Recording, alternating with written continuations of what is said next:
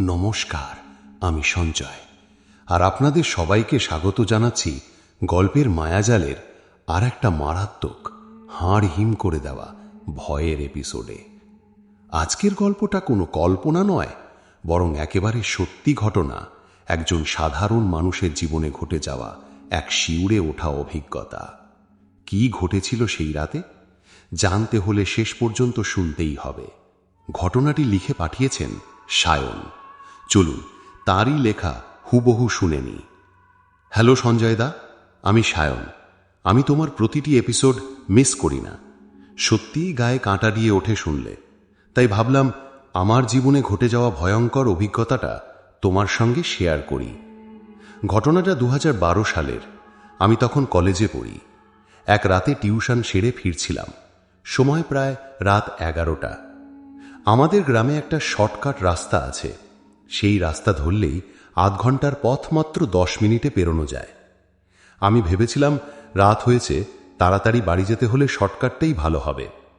রাস্তাটা ফাঁকা, দুপাশে বিশাল বড় গাছ, মাঝখানে সরু কাঁচা রাস্তা। শুরুতে সব ঠিকই ছিল। মোবাইলের টর্চ জেলে হাঁটছিলাম।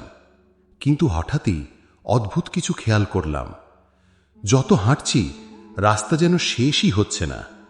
যে ছোট সেতুটা পার হওয়ার কথা সেটা আসছেই না। মনে হচ্ছিল আমি যেন বারবার একই জায়গায় ফিরে আসছি। চারপাশে এমন অস্বাভাবিক নীরবতা, যেন পৃথিবী থমকে গেছে। এমনকি ঝিঝি পোকার শব্দও তো নেই। ঠিক তখনই পিছন থেকে কেউ আমার নাম ধরে ডাকল, সায়ন। চমকে ঘুরে তাকালাম, কিন্তু আশেপাশে কেউ নেই। আমার শরীর কেঁপে উঠল। আমি দ্রুত হাঁটা বাড়ালাম, কিন্তু যতই এগোচ্ছি ততই শরীর ভারী হয়ে আসছে।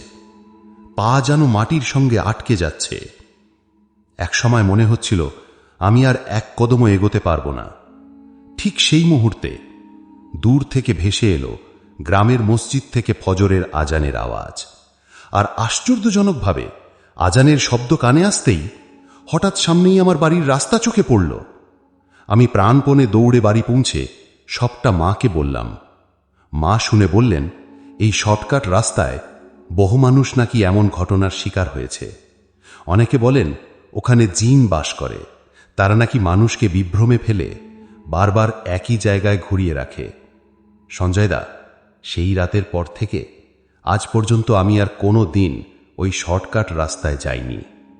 বন্ধুরা, শুনলে তো সায়নের সেই ভয়ঙ্কর অভিজ্ঞতা। এমন ঘটনা সত্যি আমাদের চমকে দেয়। আপনাদের কেমন লাগলো এই এপিসোডটা কমেন্টে অবশ্যই জানাবে।